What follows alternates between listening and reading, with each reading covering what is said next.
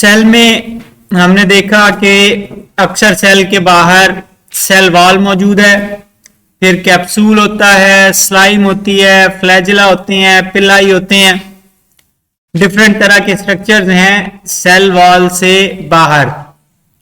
अब उसमें फिर प्लाज्मा मेम्ब्रेन या सेल मेम्ब्रेन है बैक्टीरियल सेल में, तो ये सेल वॉल के नीचे मौजूद होती है और निस्बतन बारीक और फ्लेक्सिबल होती है। सेल वॉल काफी मोटी है लेकिन सेल मेम्ब्रेन बहुत बारीक है और फ्लेक्सिबल स्ट्रक्चर है। फ्लेक्सिबल जिस तरह वो हमने बबल देखे हुए हैं तो उसकी वो आउटर कवरिंग होती है जिसके ऊपर वो मतलब पानी की लेयर के अंदर वो बुलबुला बना हुआ होता है, तो वैसे फ्लेक्सिबल सा स्ट्रक्चर है उसका।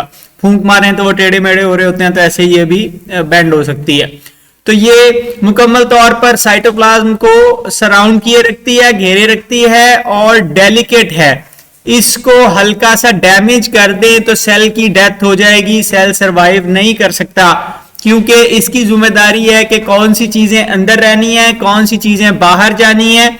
अगर सेल अपने अंदर मौजूद चीजों को मेंटेन नहीं रख पाएगा, यानी कि आपने उसमें सुराख कर दिया, कोई भी चीज आ रही है, कोई भी चीज बाहर जा रही है, तो फिर सेल अलाइव नहीं रह सकता, तो वो सेल की डेथ हो जाती है। यूकैरियोटिक सेल मेम्ब्रेन से थोड़ी सी डिफरेंट है कि इसमें स्टीरोल्स बिलखुसूस कोलेस्टेरॉल मौजूद नहीं है।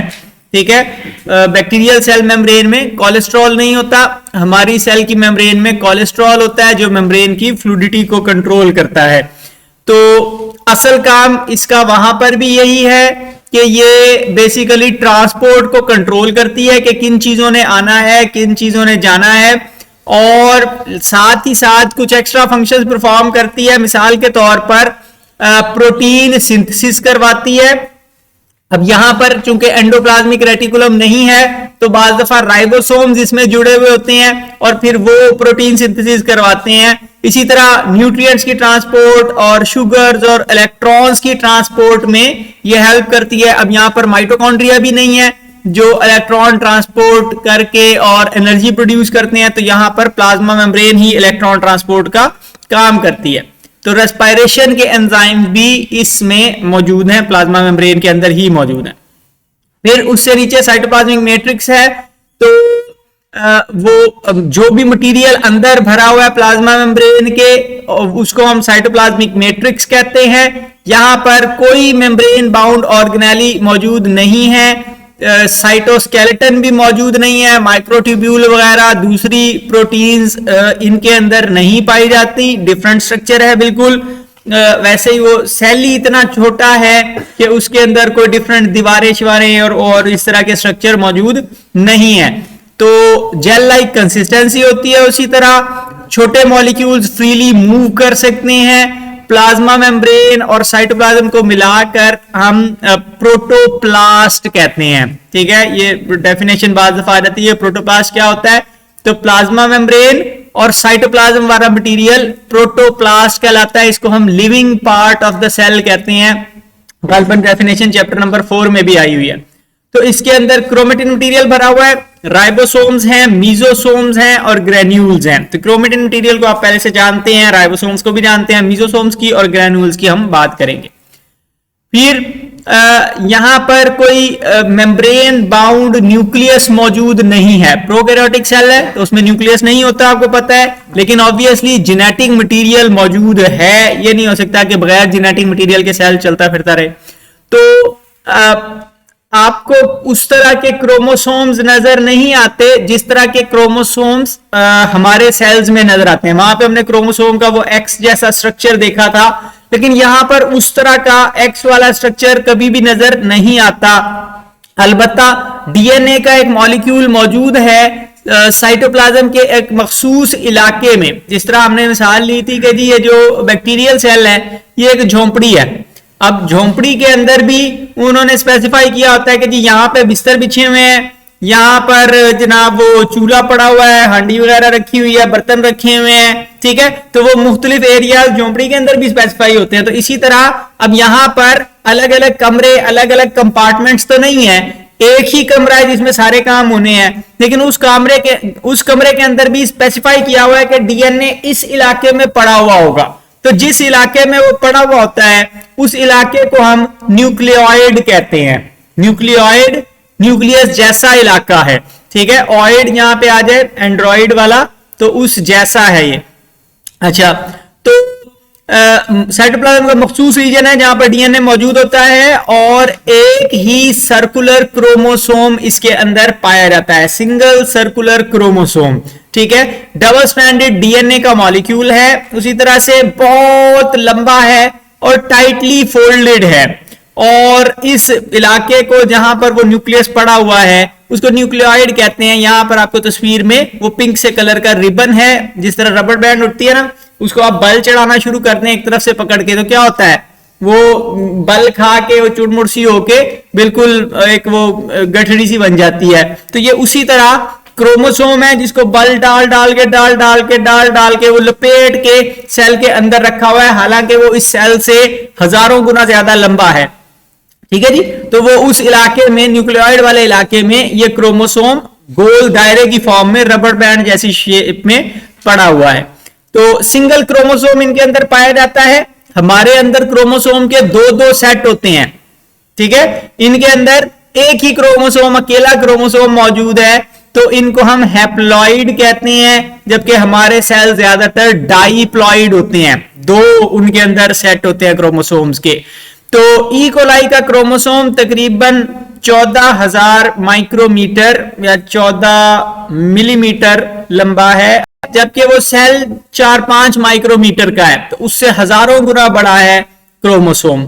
और इसको फ्यूजन स्टेन के जरिए से क्रोमोसोम को देखा जा सकता है, वो इसके डीएनए के साथ बड़ी अच्छी तरह अटैच होता है। ऑब्जेक्टिव पेपर में आई हुई है कई दफा पेपर।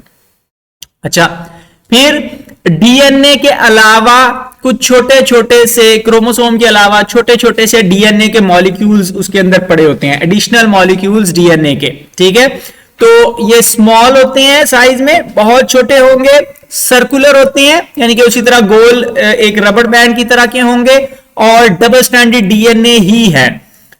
सेल्फ रेप्लिकेटिंग है यानी कि अपनी मर्जी से जब चाहे मल्टीप्लाई कर सकते हैं, जरूरत के मुताबिक कॉपियां बढ़ती जाती हैं उनकी। और ये ग्रोथ और मेटाबॉलिज्म के लिए जरूरी नहीं है, यानी कि किसी सेल में ये मौजूद ना भी हो तो सेल जिंदा रहता है, ग्रो करता रहता है, मल्टीप्लाई करता रहता है।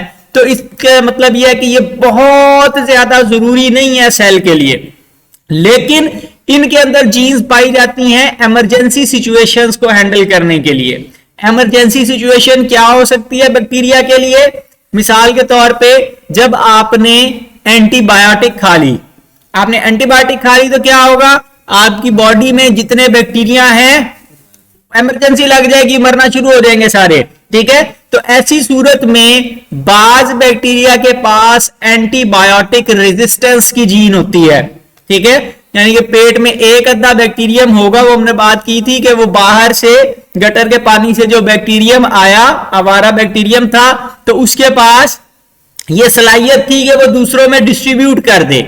अब जिस वक्त तो आपका पेट, आप आराम सुकून से जिंदगी गुजार रहे हैं, तो उस वक्त तो चले शायद वो ट्रांसफर ना हो, लेकिन जब आपने एंटीबायोटिक खाई हुई है तो उस वक्त सारे बैक्टीरिया को इमरजेंसी लग जाएगी। वो मतलब एक बच्चा है जिसके माँ बाप उसे बहुत ज्यादा प्यार करते हैं, उसकी सारी जरूरतों का ख्याल रखते हैं, तो वो तो शायद किसी बाहर वाले से कोई उल्टी चीज सीधी चीज लेके नहीं खाएगा, लेकिन जिसको रोज लित्तर पड़ रहे हो, डांट पड़ती हो, कोसा जाता हो, ऐन मुमकिन है कि वो जो है ऐसे किसी के वर्गलाने में आ जाए। तो वही हिसाब यहाँ पे भी होता है कि जो बैक्टीरिया जिस वक्त इमरजेंसी सिचुएशन होती है उस वक्त बैक्टीरिया फिर तरले करते हैं कि हाँ हाँ जो भी कुछ है मुझे दे दो, तो वो दूसरे बैक्टीरिया जो वहां से गटर से आया है वो उसके पास जो प्लाज्मिड्स हैं एक्चुअली वो दे देता है आपके पालतू बैक्टीरिया को, और फिर वो पालतू बैक्टीरिया भी डीट हो जाते हैं और वो आपको बीमार करते हैं, ठीक है। तो एंटीबायोटिक से बचने के लिए जो जीन्स चाहिए वो एक्चुअली प्लाज्मिड्स के ऊपर मौजूद होती हैं, और उसके जरिए से फिर हम बैक्टीरिया जो है वो नुकसानदेह हो जाते हैं, ठीक है। तो ये स्पेशल डीएनए के मॉलिक्यूल्स हैं, क्रोमोसोम के अलावा हैं, लेकिन इमरजेंसी सिचुएशन में काम देते हैं। इसके अलावा हैवी मेटल रेजिस्टेंस है। हैवी मेटल रेजिस्टेंस से मुराद ये है कि मिसाल के तौर पे सोने या चांदी वगैरह के ऊपर बैक्टीरिया ग्रो नहीं कर सकते। आपको पता है कि वो खवातीन जब कान वगैरह छिदवाती हैं तो उसमें वो अगर तो मतलब पीतल या किसी दूसरे मतलब आर्टिफिशियल ज्वेलरी अगर पहने तो वो कान पक जाते हैं, लेकिन अगर सोने या चांदी की वो डाली हुई हो तो कान नहीं पकते। क्यों नहीं पकते? कि वो हैवी मेटल है और हैवी मेटल से बैक्टीरिया मर जाते हैं। ठीक है, तो उसके मुकाबले में बाज बैक्टीरिया के पास हैवी मेटल रेजिस्टेंस की जीन होती है कि वो हैवी मेटल्स को बर्दाश्त कर सकें, तो वो भी प्लाज्मिड के ऊपर होती हैं। अब ये बेसिकली क्या है, प्लाज्मिड एक सेल से दूसरे सेल में जा सकते हैं। ठीक है, यानी कि आपके पालतू बैक्टीरिया में जा सकते हैं किसी आवारा बैक्टीरिया से निकल के। जीन्स हैं जो एक जगह से दूसरी जगह पे जा रही हैं, और हमने बात की थी कि बैक्टीरिया कॉन्जुगेशन के दौरान जीन्स को ट्रांसफर कर सकते हैं, तो वो जो चीज ट्रांसफर हो रही होती है वो एक्चुअली प्लाज्मिड ट्रांसफर हो रहे होते हैं। तो ये एबिलिटी हम इस्तेमाल करते हैं कि अगर हम उस प्लाज्मिड के ऊपर लिख दें कि भाई मेरी इंसुलिन की प्रोटीन इस तरह बनानी है। ठीक है, इंसुलिन की प्रोटीन आपको चाहिए, बैक्टीरिया को तो नहीं चाहिए। आप प्लाज्मिड के ऊपर लिख दें कि इंसुलिन की प्रोटीन इस तरह बनती है, उसका कोड लिख दें और वो प्रोटीन डाल दें बैक्टीरिया को दे दे। बैक्टीरिया समझेंगे कि वाह ये तो वही चीज है जो वो फलाने वाले आवारा वाले बंदे ने मुझे दी थी, वो एब्जॉर्ब कर लेंगे। ठीक है, जब वो एब्जॉर्ब कर लेंगे उसको पढ़ के उसके मुताबिक वो प्रोटीन बनाना शुरू कर देंगे, और वो प्रोटीन एक्चुअली आपकी जरूरत की प्रोटीन होगी, वो आपकी इंसुलिन प्रोटीन बनाना शुरू कर देंगे। तो इसको हम जेनेटिक इंजीनियरिंग में प्लाज्मिड्स को इस्तेमाल करते हैं वेक्टर्स के तौर पे। वेक्टर फिजिक्स में पढ़ा हुआ है, क्या होता है? पॉइंट ए से पॉइंट बी तक जो लाइन लगाएं, ए से बी तक जा रहे हैं तो वो वेक्टर होता है।